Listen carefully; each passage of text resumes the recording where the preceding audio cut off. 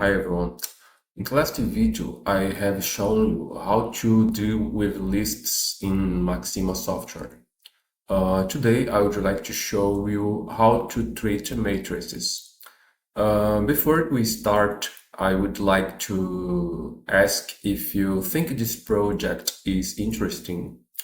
Please press the like button, write a comment if you have any doubt, and please subscribe to the channel. So, to define a matrix in Maxima, we have to make this.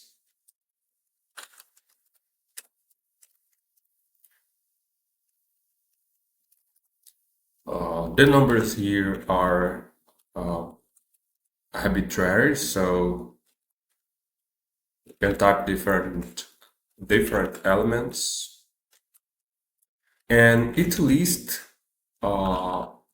insert here is going to be a row in the matrix.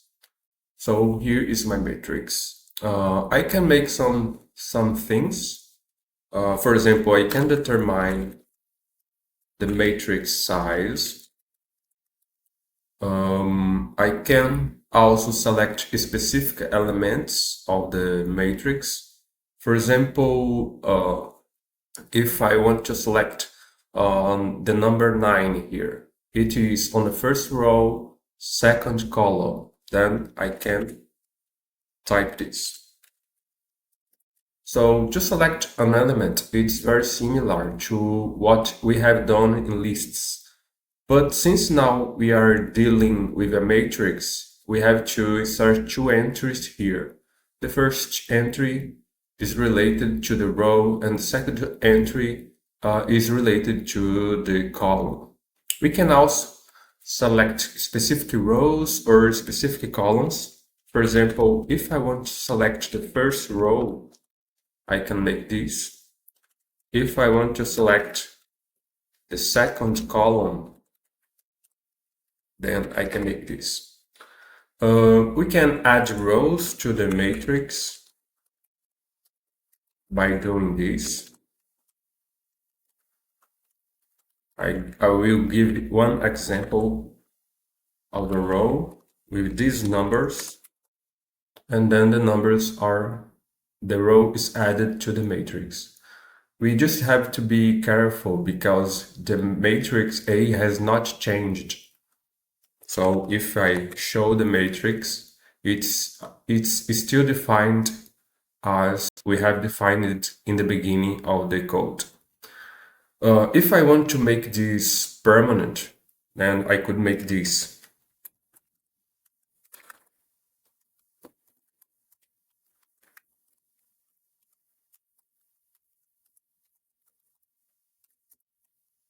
Now the matrix A has changed. We can also add columns to the matrix. So let me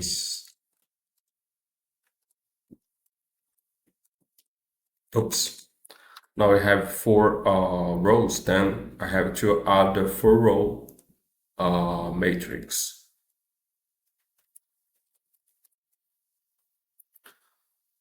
Again, the change in the matrix A has not been permanent. If I want to make this permanent to the matrix A, I could do something similar to this. We can also make operations between matrices. Let me just redefine the matrix A as in the beginning of the code.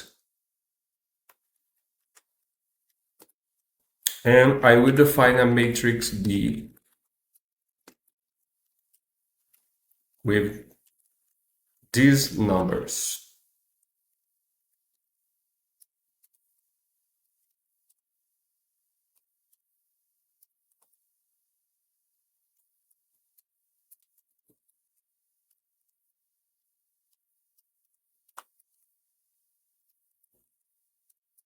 We can then add to matrix, the result is this. We can multiply to matrix, Um, we have just to be careful because this dot is the keyboard dot. It's not asterisk. And to make sure this is the multiplication of matrices, I can make B multiplied by A. And then I see that the result is different of the result I obtained with A multiplied by B. If I used asterisk,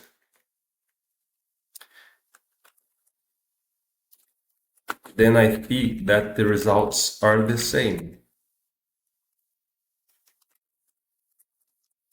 So in this case, this is not the multiplication of matrices.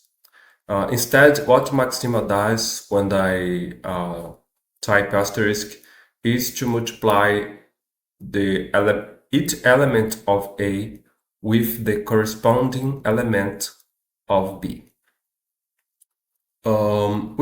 We have some linear algebra tools too. For example, I can obtain the determinant of a matrix. Let's use A as example. We can transpose a matrix. We can find the inverse matrix. To make sure this is the inverse matrix of A, I can define it.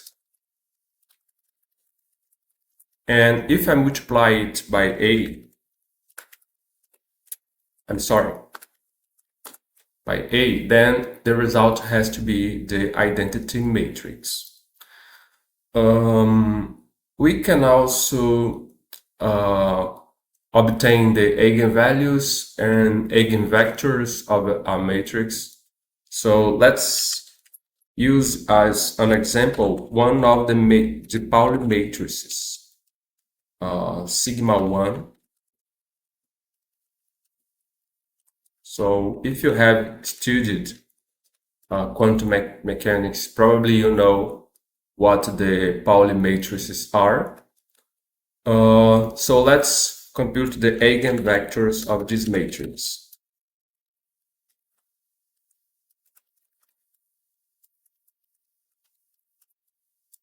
The first results here, the first two numbers are the eigenvalues, and the second two pair of numbers here are the multiplicity of these eigenvalues.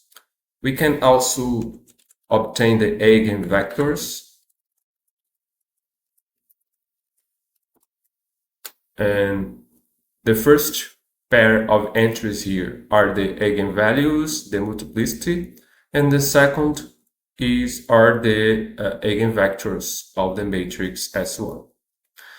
We have some tools also to generate automatically some matrices. For example, if I want to generate an identity matrix of an arbitrary number of dimensions, for example 3, then I could make this.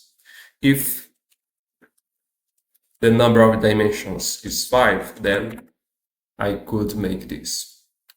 We can also generate matrices of arbitrary dimensions where the elements are not defined.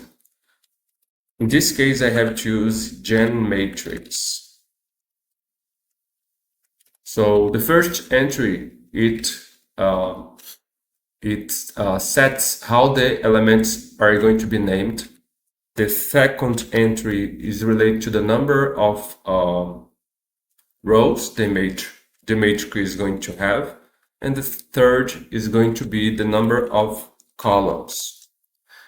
And when I do this, I can populate the matrix by defining element by element. For example, if I want to define the element in the second row, third column, I could make this.